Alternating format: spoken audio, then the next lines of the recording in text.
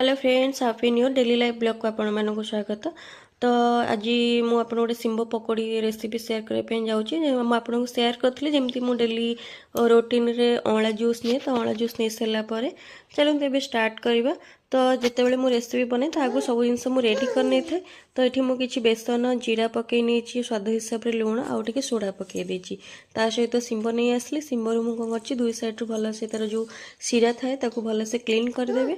तापर कौन करेंगे भल से धोई ने धोईकी पोछि ने।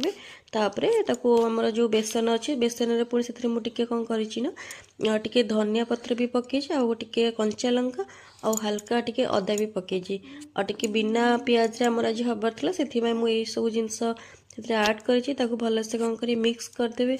आउ फ्रेंड्स जेहेतु ए कुहुड़ी एत परिमाण बाहर तो मैंने कुआडे जीवाई भी डर लगुच न्यू ईयर रे ना जो टाइप एक्सीडेंट हो बाहर। तो ताठू भल घरे न्यू ईयर सेलिब्रेशन करवा। चलतु मुझे आपको देखा रेसिपी। तो मुझे भल से मिक्स करनी बेसन टाक एवं होगा बेसन मिक्सटा। तापर सिंब को पकईकि आपको भल से भी माने डीप करे ने कराला से टाइम मुझे तेल को गरम करी पकई नहीं। तो आप कौन करेंगे लो फ्लेम करेंगे जोटा सिंब को सीझापी टाइम लगे।